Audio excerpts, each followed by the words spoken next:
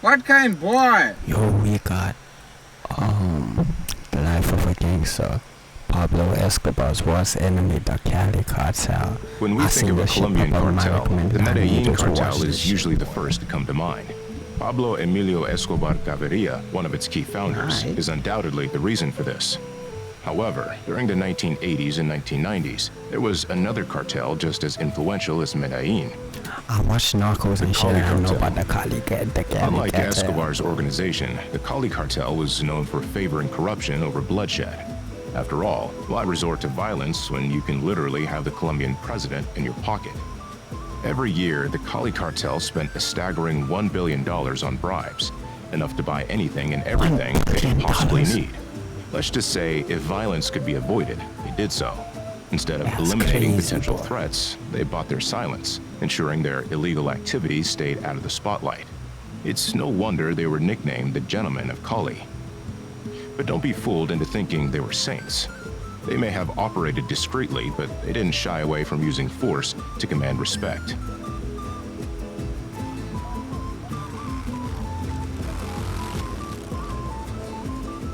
Damn, This I don't empire, remember that built in on the drug series, dog. trafficking, was led by four kingpins. The two Rodriguez Orejuela brothers, Gilberto and Miguel, Oh, I think this is like Jose season 2 Santos or season Lodonio, 1. known as Chepe, and Elmer Herrera, alias Pacho. According to the DEA, the Cali cartel was the most powerful criminal organization in history, surpassing even Medellin. At their peak, they controlled 90% of the cocaine trade to the United States and nearly 80% to Europe. And their annual revenue, it soared to as much as $20 billion. But having Pablo Escobar and the Medellin cartel as their main rival during that era was no walk in the park. This rivalry escalated into an all-out war between 1988 and 1993, unleashing an unprecedented wave of violence across the country. This is the story of the Cali cartel.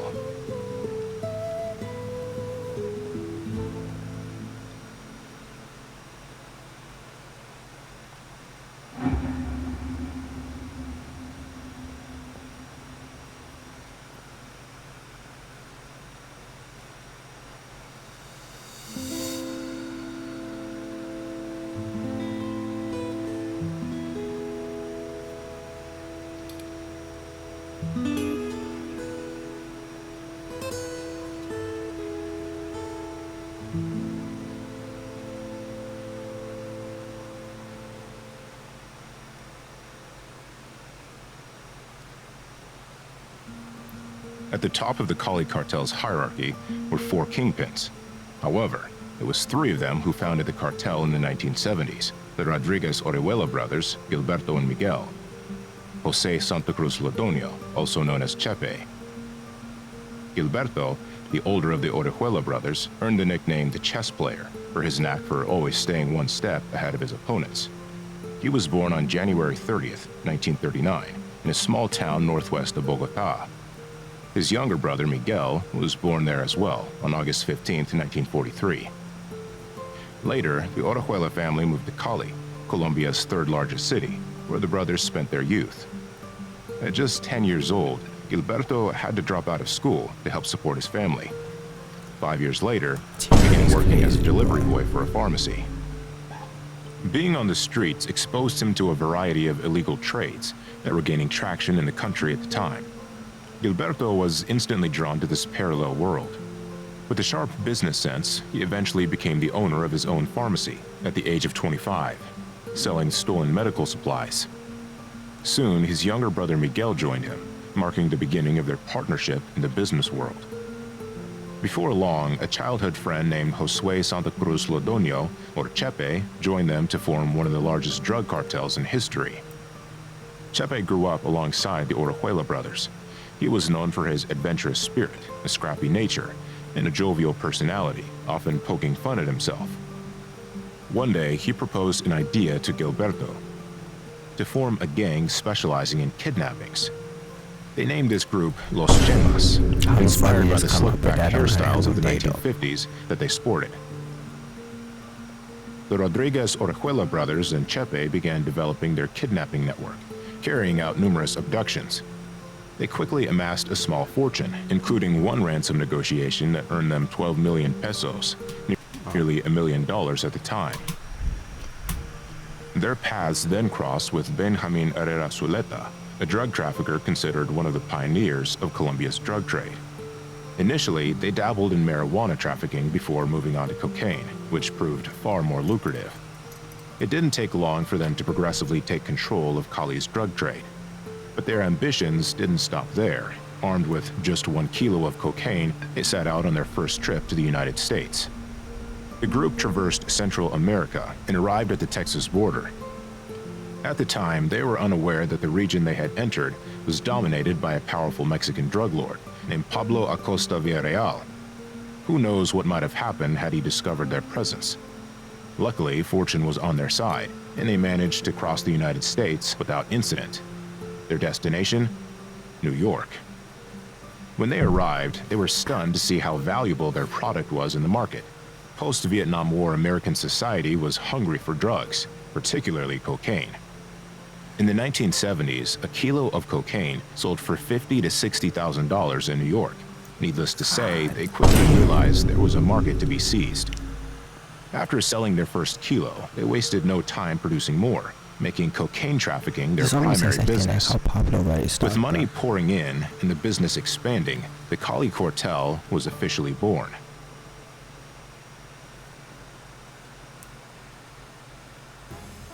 Cocaine was the backbone of the Cali Cartel's empire. Every part of the business was organized into autonomous cells, ensuring that if authorities started investigating, no one could provide information that would lead back to the cartel's leadership. Chepe managed cocaine distribution across the Americas, particularly in New York, one of the cartel's most lucrative markets. Cocaine was delivered there through various means, before making its way into nightclubs, bars, and discos in all the major cities. Humberto acted as the CEO and mastermind of the group. His second-in-command was his younger brother Miguel, also known as Don Miguel, or El Señor. Miguel was a man of few words that handled everything that mattered: finances, security, shipments, and bribing law enforcement. Finally, damn, if they didn't have that, they would be fucked. There was Elmer Pacho Herrera, the fourth and youngest kingpin of the Cali Cartel. He was the last to join the cartel's executive committee. Pacho was a very discreet trafficker who kept a low profile, so much so that he never gave an interview during his active years. Pacho was also openly homosexual, an aspect that was accepted by the other leaders because of the enormous profits he brought in. Before joining the Cali Cartel in 1983, Pacho had already begun selling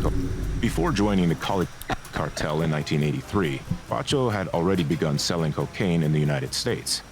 Within the cartel, he managed distribution in New York, and according to the DEA, oversaw one of the most sophisticated and profitable money laundering operations. This played a key role in the cartel's rapid expansion. One of Pacho's most lucrative contributions was using his contacts to shift the cartel's smuggling routes through Mexico. This move proved highly profitable for the gentlemen of Cali. Beyond that, Pacho was responsible for the cartel's security, a role in which he excelled. While he was the most discreet of the leaders, paradoxically, he was also the most violent. Pacho dealt with his enemies in the harshest ways imaginable. By the 1980s, the city of Cali had grown to over 1 million residents. It was large enough for each kingpin to rule over their own territory. The Rodriguez-Orejuela brothers controlled the city center and influenced southern suburb. Chepe dominated the southern region of Cali. Pacho Herrera held the northern part of the city. In essence, the city belonged to them. You couldn't do anything in Cali without their knowledge. They owned the local telephone company and employed thousands of taxi drivers. Their extensive bribery network ensured they could buy off anyone and everyone. As a result, they knew the identity of anyone entering their territory. If someone new to Cali raised their suspicions, especially Americans who might be DEA agents, they were reported immediately.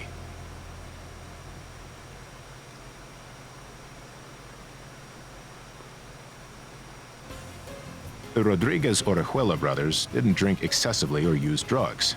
Their only addiction was soccer.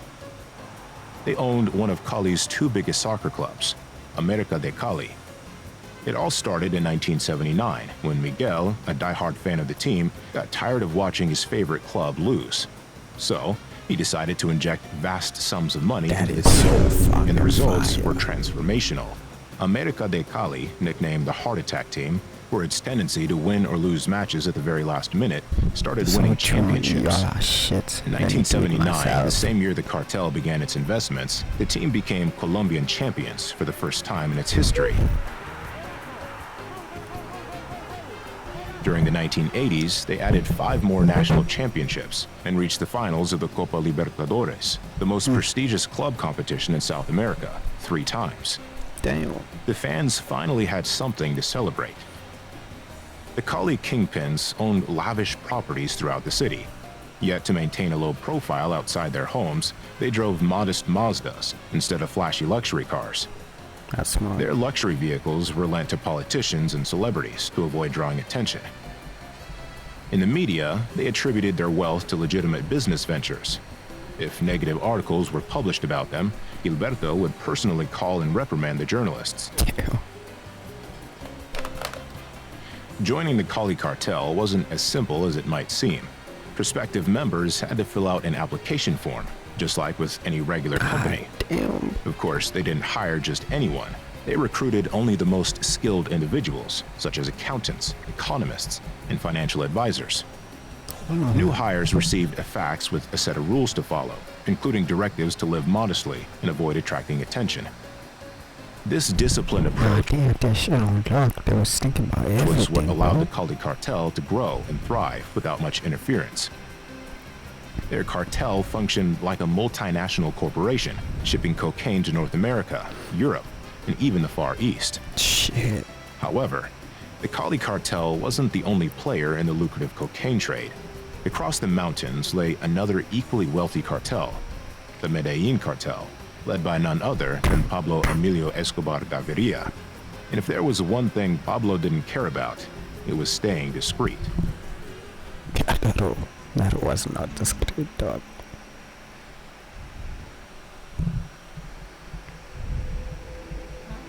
The Cali and Medellin cartels had significantly different organizational structures. The Cali cartel, as mentioned, was run by a board of directors composed of 4 kingpins. These leaders worked closely together, consulting and voting on major decisions, ensuring there were no significant disagreements among them. In contrast, the Medellin cartel operated more like an alliance, where each drug lord functioned independently. Pablo Escobar, however, often imposed his will on the others. The gentlemen of Cali viewed themselves as more sophisticated than the Medellin cartel, which they dismissed as a gang of thugs. While the Cali cartel focused on forging connections with Colombia's elite, Pablo Escobar sought the support and love of Medellin's populace. The Cali cartel prioritized corruption to eliminate threats, whereas Pablo used violence to get rid of undesirables. Although Cali could also be brutal, they preferred bribery over settling scores with bloodshed. As the head of the DEA in New York at the time's Yeah, I remarked, fuck with that Cali cartel. Cali more. gangs will kill you if they have to, but they prefer to use a lawyer. it might seem like the two cartels always hated each other, but that wasn't the case initially. In fact, they got along well enough to ally against a common enemy in the early 1980s.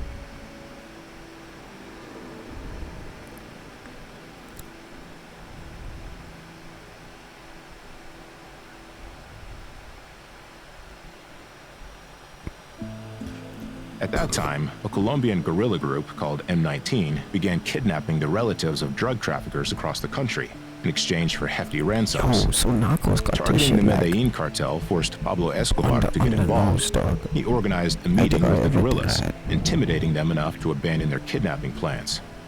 However, this truce with Pablo didn't last. Eventually, M19 resumed their operations and attempted to kidnap an important Medellin cartel member, who miraculously escaped. The Ochoa brothers' sister wasn't so lucky. She was successfully kidnapped by M19, who demanded a ransom of $12 million for her release. Pablo Escobar and the Ochoa brothers refused to pay a single cent, prompting a crisis meeting. Hundreds of traffickers from across the country attended, including representatives from the Cali cartel. The outcome of this meeting was the creation of a private army, MAS, or Death to Kidnappers. This paramilitary group was financed not only by Colombian cartels but also by American corporations, Colombian Then the Cali Cartel get their stars on kidnapping motherfuckers. politicians, and wealthy landowners, all seeking to protect their economic interests and counter the M19 kidnappings. The guerrillas may have underestimated the cartels. Following this alliance, dozens of M19 members were captured and tortured for information, with many more massacred. The cartels inflicted more damage on M19 in a short time than the Colombian government had in years. Ultimately, M19 apologized to Pablo Escobar and the Ochoa brothers and released their hostages. All of this led to a strong alliance between Colombian drug lords, particularly between the Cali and Medellin cartels. They began pooling their resources and collaborating on drug trafficking to the United States, where demand was so high that there was enough space for everyone to coexist without engaging in unnecessary wars. And why would they want to kill each other when they had the CIA on their side? Yes, the CIA, you heard that right. In the early 1980s, the US government was focused on fighting heroin and marijuana trafficking, but they also had another priority: preventing the spread of communism. The CIA didn't want cocaine production to fall into the hands of Central and South American communists. So, they offered their help to drug traffickers. In exchange, the cartels enjoyed protection and a constant supply of American weapons to fight against communist paramilitary groups. With Cali and Medellin working with the CIA, the idea of a war between the two cartels seemed far from imaginable. Gilberto Rodriguez and Jorge Luis Ochoa, one of the Ochoa brothers from the Medellin cartel, were even very good friends during this time. They were co-owners of a Panamanian bank used by all the cartels to launder money, and they often looked for trafficking opportunities in Europe together. At that point, nothing suggested any disagreement between the two clans. That was, of course, before Pablo decided to enter politics.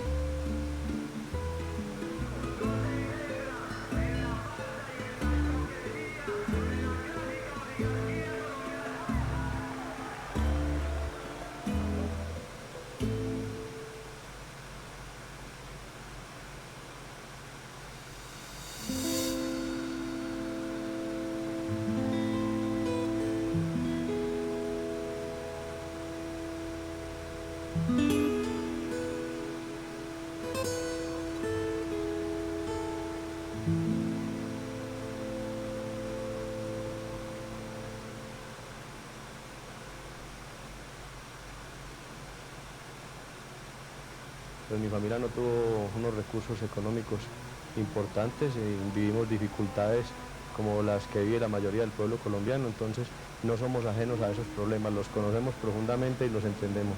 Yo le quiero decir que nosotros no tenemos mentalidad vengativa, lo que nosotros queremos aclararle a la opinión pública es que hay gente que falsamente predica la moral.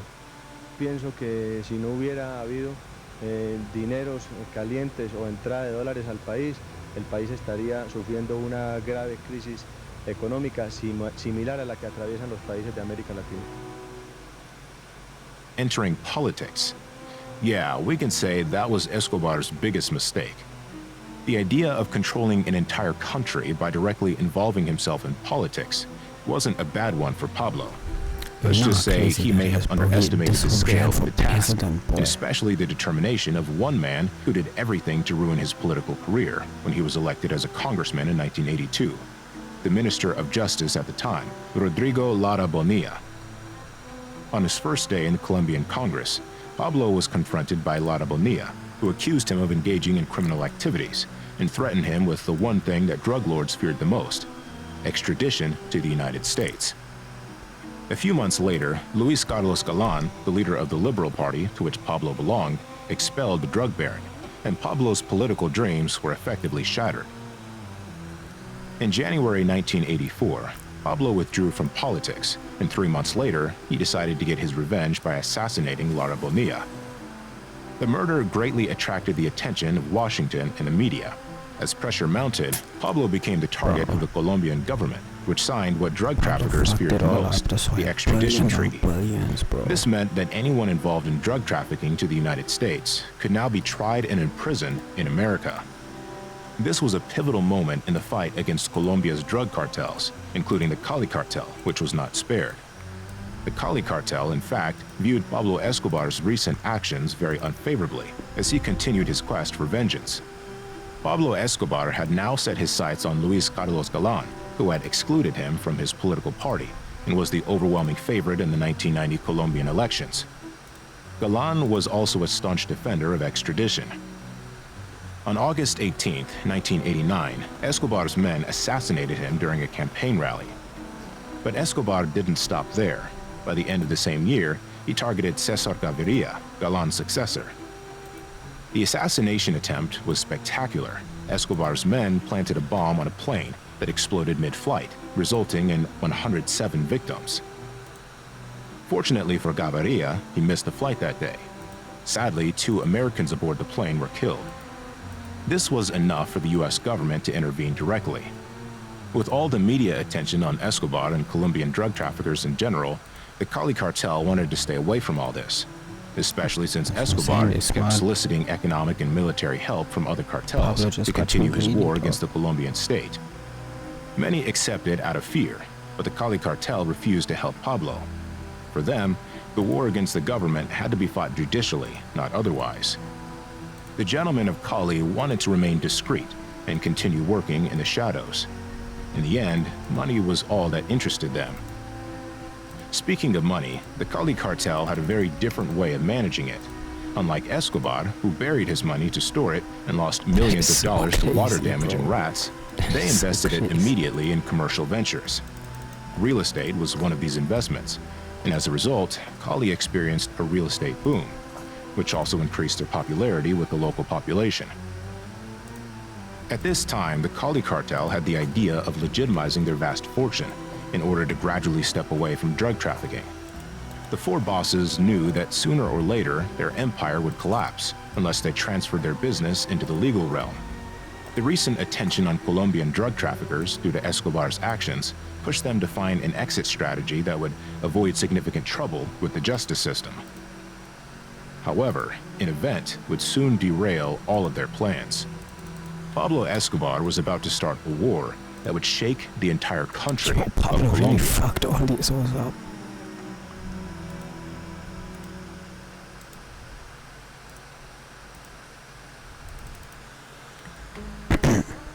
Tensions between Cali and Medellin had intensified by the end of 1986 during a meeting with all the biggest Colombian traffickers. Pablo Escobar had called them together to discuss a project, the formation of a super cartel, which he would obviously lead. More money, more economic and political power were at stake. Pablo would have the right to approve every shipment and would also receive 30% of the earnings for each cargo. This proposal was, of course, not well received by everyone, especially the Cali bosses, who were not thrilled with the offer. Their lack of enthusiasm greatly angered Pablo, who left the meeting cursing them and threatening them with a possible war. The Cali and Medellin cartels then began to denounce each other's cocaine shipments to the DEA. Pablo became even more furious when he discovered that the Cali cartel had shifted its smuggling route from Florida to Mexico, forming an alliance with the Guadalajara cartel. Additionally, the 2 cartels began to engage in more aggressive competition for the cocaine market in New York. But what truly marked the beginning of the war between Cali and Medellin was the incident between Pablo Escobar and Pacho Herrera at the end of 1987. The conflict started in New York, where a dispute broke out between 2 drug traffickers over a woman. One trafficker killed the other, and the deceased's friends were determined to take revenge. Allies of Pablo Escobar contacted the Medellin cartel's leader for help. Pablo agreed and swore that the killer would die. Fearing for his life, the murderer turned to an old prison mate he had shared a cell with in the United States. This old prison mate was none other than Pacho Herrera, one of the 4 bosses of the Cali cartel. To save his friend, Pacho blocked Pablo Escobar's order for the execution, which Escobar saw as an affront to his power and authority. Pacho's insolence was more than just a lack of respect for Pablo. It was a personal insult, and it had to be avenged. Escobar, therefore, declared that if Pacho insisted on intervening, he would be assassinated as well. At this point, the Cali bosses gathered and decided to protect Pacho. A death in Queens could not justify such a bloodbath in Colombia, Gilberto said during a phone conference with Escobar. But Escobar interrupted and declared, "Then this is war, and I'm going to kill every one of you sons of bitches." For the gentleman of Cali, there was no turning back. The war against Medellin was officially declared.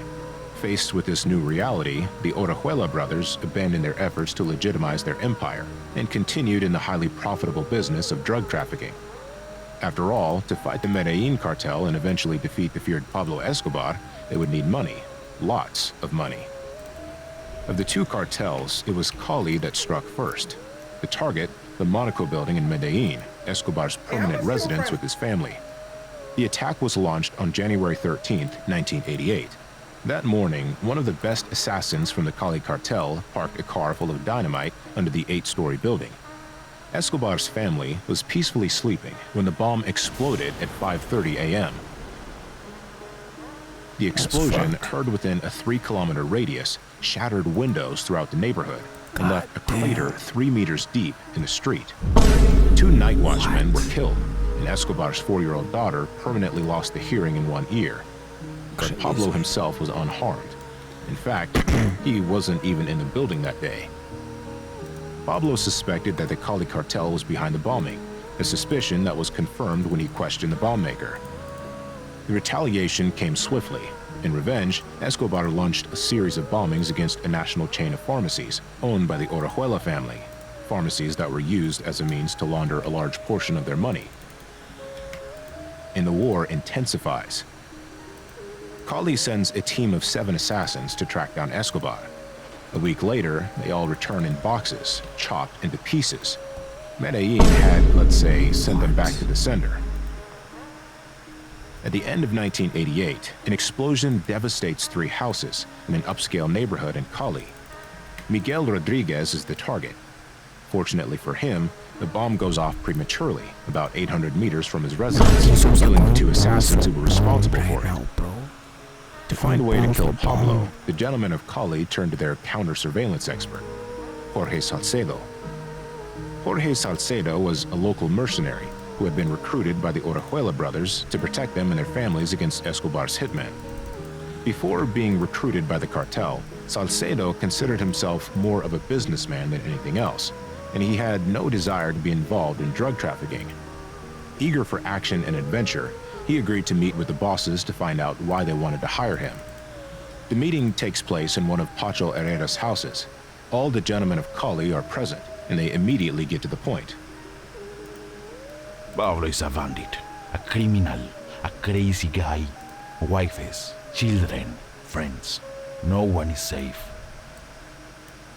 At that moment, Jorge Salcedo was struck by a sharp contrast.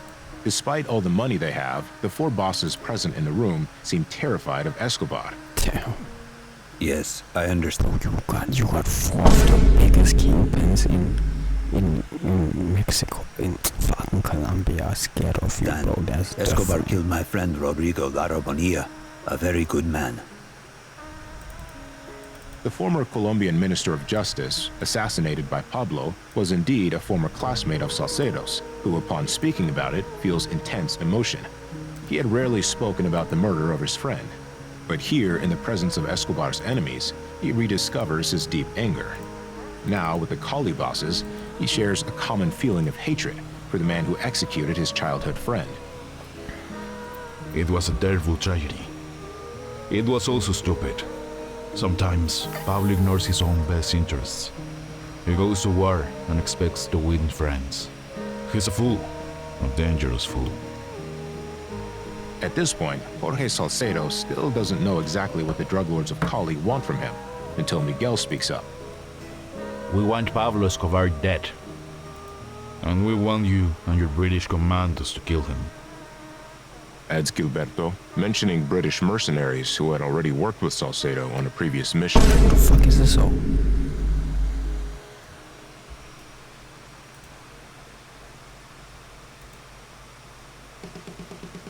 Attracted to Colombia under the pretext of fighting communism, these mercenaries had ended up entangled in a territorial war over cocaine laboratories.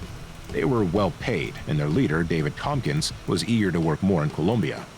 In February 1989, Tompkins receives a call from Jorge Salcedo. Are you prepared to come back for another mission?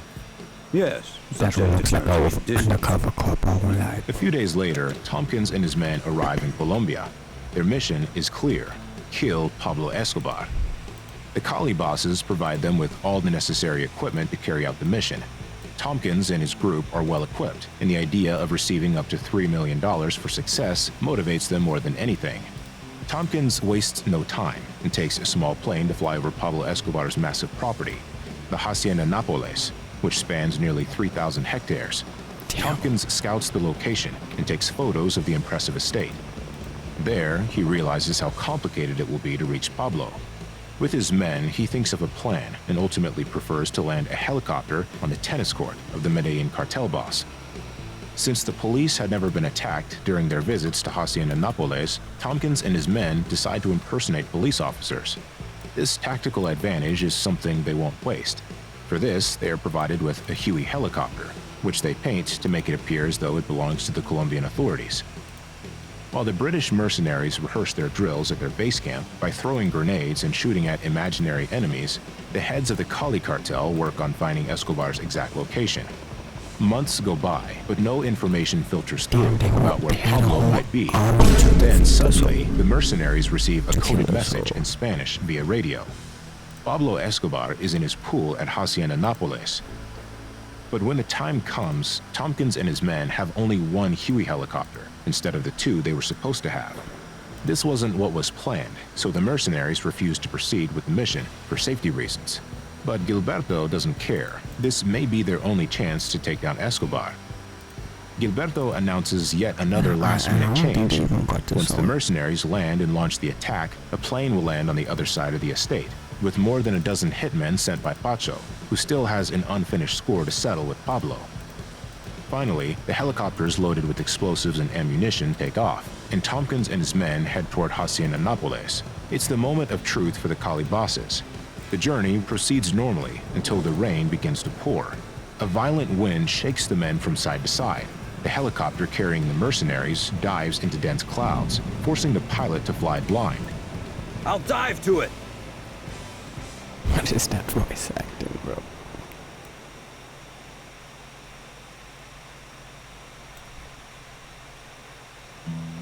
The helicopter carrying Tompkins and his men crashes on the side of a mountain.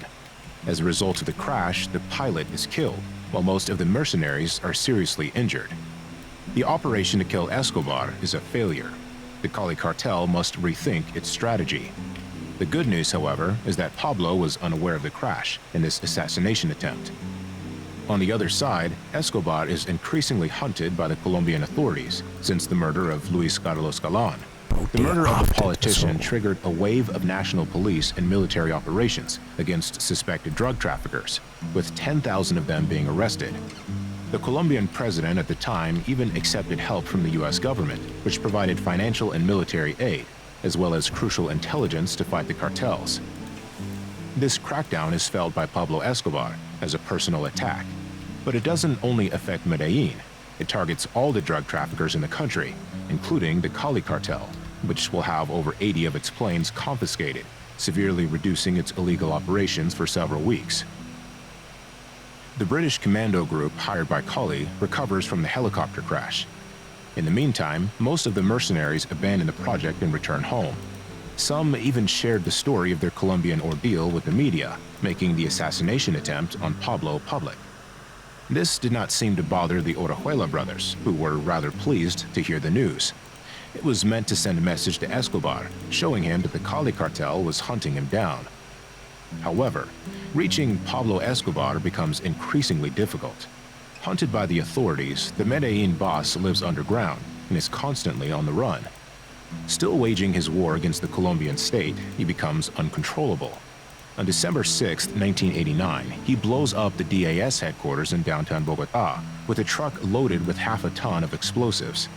The building housed the Colombian intelligence services, as well as the FBI and the CIA.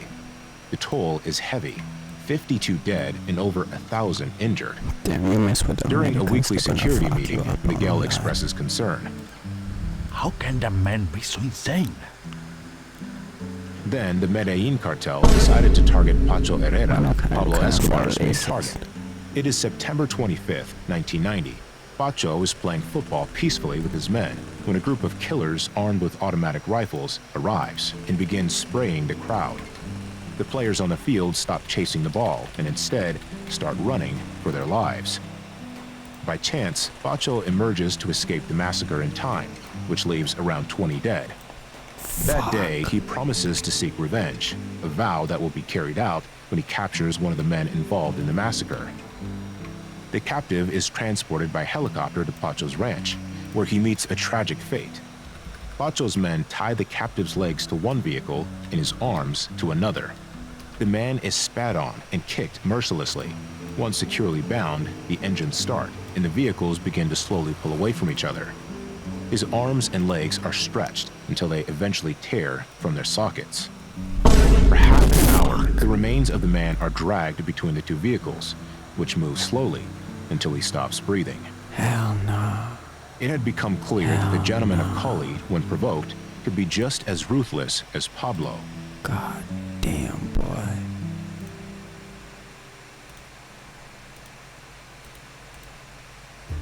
In 1991, Escobar increased his pressure on the government by kidnapping members of Colombia's elite. One of the hostages was a famous television presenter and the daughter of a former president.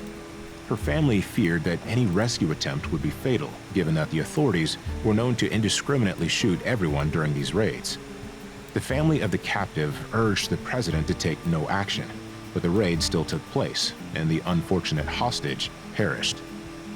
Heartbroken, the mother placed the blame not only on the traffickers, but also on the president, which has no choice but to negotiate an agreement with Pablo to end it all. With the help of a former televangelist, Pablo negotiates an agreement to surrender to the government. However, his surrender comes with a condition: the abandonment of the extradition treaty. The deal is struck, and Pablo surrenders.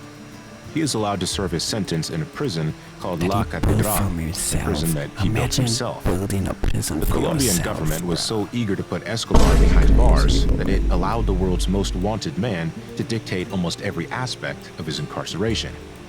No one had access to La Catedral except those authorized by Pablo. It was a real fortress that would make the task of the Cali bosses trying to reach Escobar much more difficult.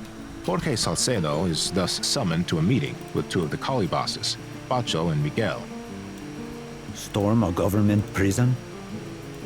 Salcedo doesn't believe it, shocked that the bosses want to use the mercenaries for such a bold and risky mission. We will bomb La Catedral. Hit Pablo's cell. What?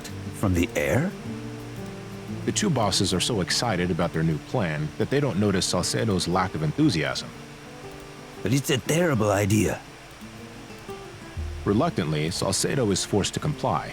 He travels to El Salvador to negotiate the purchase of 4 Mk-82 bombs. The Cali cartel has a contact there, a Salvadoran army general, who agrees to sell the bombs for nearly $500,000. With the deal made on the black market, the next step is to get the bombs to Colombia. However, the operation quickly falls apart. During the transfer, local authorities discover some of the bombs before the plane even takes off. Salcedo narrowly escapes, but the mission is a complete failure. Several of those involved are arrested and spill the details of the plot to kill Escobar. The news of the bomb discovery is picked up by foreign media, effectively ending the Cali bosses' aerial assassination plot. However, the bosses are far from giving up. A new plan is soon devised, this time with the help of an unexpected ally, the Colombian government, who shares their desire for Escobar's death.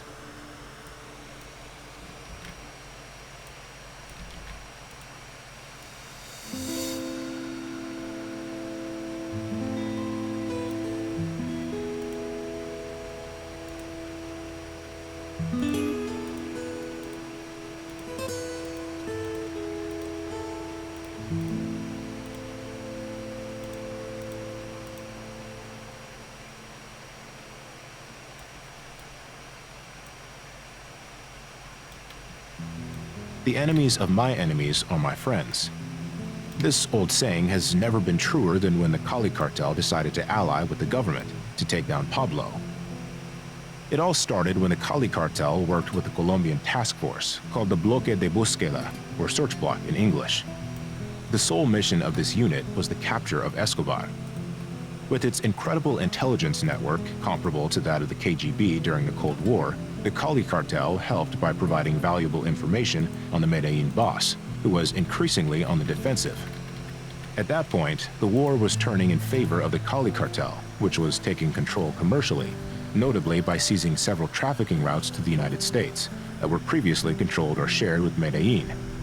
Consequently, its profits and market share soared. Pablo, on the other hand, was losing control of his criminal empire. The reason? Internal disagreements. Some trusted allies were accused of financially benefiting from his imprisonment. Some were killed, while others turned against him. Escobar became more and more paranoid and completely irrational. The news of Cali's plot to blow up La Catedral exacerbated tensions within Escobar's inner circle. And worse, rumors began circulating that he could be transferred to a more restrictive prison. For Pablo, it was time to escape and disappear into the jungle.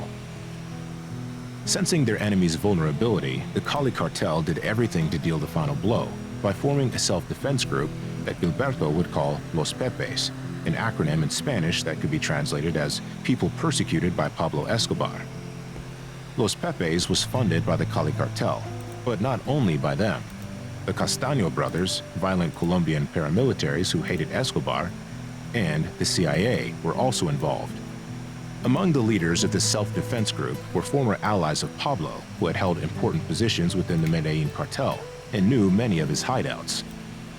On top of that, Los Pepes also received the support of many police officers and military personnel who had lost colleagues or family members because of Pablo. In short, with such an alliance, it could be said that Escobar's days were numbered. By 1993, his empire was increasingly weakened. Several of his men were killed in combat. The drug baron was now hiding somewhere in Medellin. He had only one final loyal bodyguard left to protect him from Los Pepes in the search block, both hot on his trail.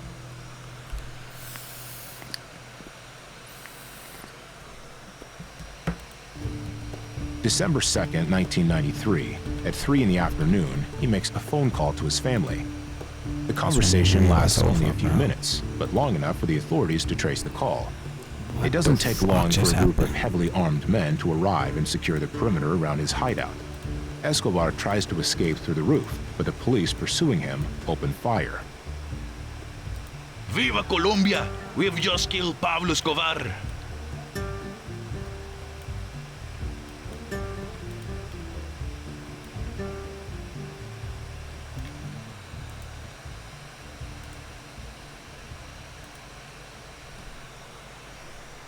To celebrate Escobar's death and the end of the war against the Medellin cartel, the Orejuela brothers organized a huge party in Cali.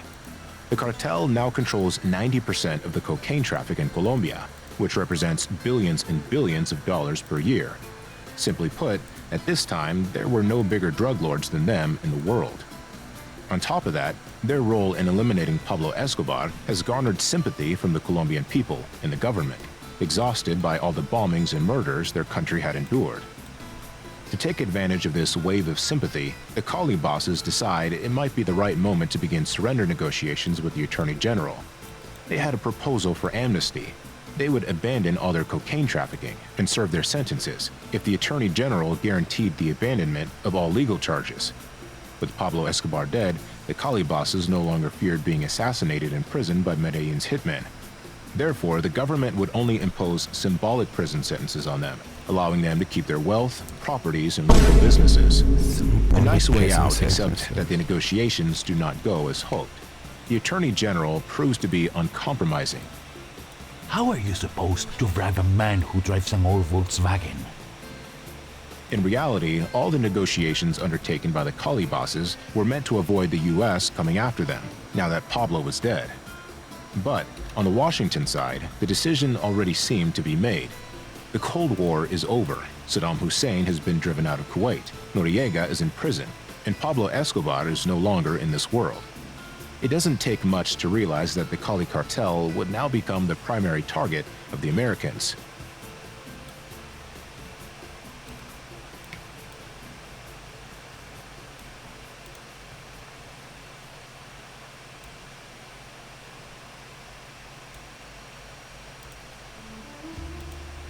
The United States will thus begin to pressure the Colombian government to hunt down the Orejuela brothers and their accomplices.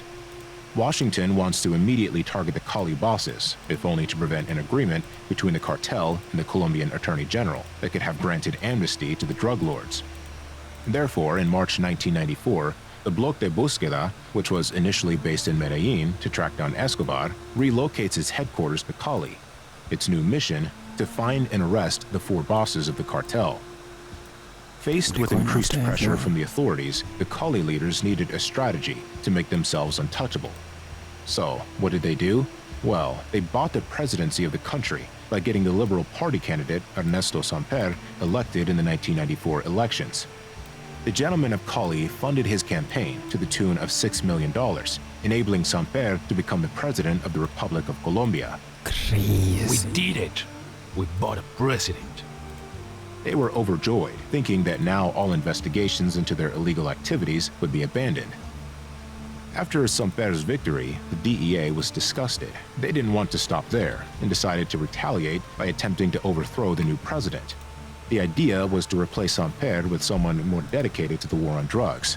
The DEA then took action and released a series of phone recordings in which the Cali bosses are heard discussing a $2 million payment for Ernesto Samper's presidential campaign. Otra cosita, bueno, ¿cómo ves las cosas de San Pedro? La realidad es que necesitan 5.000 millones, de los cuales tienen conseguido 2. Necesitan 3, ¿viste? Eso lo sabe. Sí, eso está averiguado. Thus, overnight, the cartel's political triumph turned into a national scandal. Once Washington was informed of this, it threatened to suspend its financial aid to the Colombian government. The Cali bosses tried to deny any contribution through a letter, but the damage was done. The DEA's pressure on Samper was immediately felt, and the Colombian head of state, in order to restore his credibility and hold on to the presidency, committed to prosecuting the Cali bosses, now in very hot water. The Cali bosses were attacked on all fronts, and their downfall seemed closer than ever. The good reputation they had earned by working with the CEA and Los Pepes to kill Pablo Escobar was now a thing of the past. Washington and Bogotá had only one goal: to dismantle the cartel. To catch them, the Colombian police were granted numerous warrants. As a result, raids were launched against the cartel. Rewards of over $1 million were offered for any information leading to the capture of the bosses. In short, the machine was in motion. On June 9, 1995, the Colombian police and the DEA surrounded a secret residence where Gilberto was hiding. For nearly an hour, they searched for him, until one of them discovered a hidden compartment. Don't kill me. I'm a man of peace. That made one, leaving 3 more. President Samper congratulated himself on Gilberto's arrest, praising his administration for effectively fighting against the drug cartel. With a glass of champagne, he toasted to this important success, which would infuriate Miguel, who considered Samper's way of showing gratitude for the $6 million received for his campaign to be unworthy. Damn the son of a bitch! Gilberto's arrest marked the beginning of the end for the Cali cartel. Even more so because Jorge Salcedo, the cartel security chief, switched sides a month later. Damn. Realizing the ship was sinking, he went to meet with 2 DEA agents to devise a plan to capture Miguel and negotiate a way out through the Federal Witness Protection Program.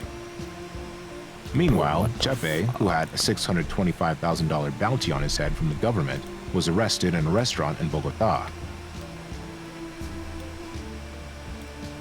Then it was Miguel's turn to be caught, thanks to Jorge Salcedo, who provided valuable information to the DEA for his capture. Finally, only Pacho Herrera remained, the last of the bosses to join the cartel, and the last to be caught. Unlike the other 3, Pacho surrendered.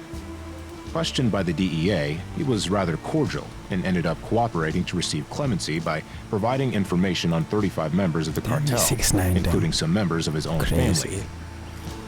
And that is how the story of the Cali cartel came to an end.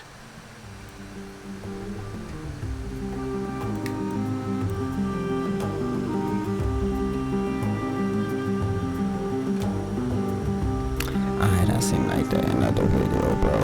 I don't wanna watch the outro and all this shit, bro. Hey, that was a cool ass video by Life of a Gangster. Shout out to Life of the Gangster.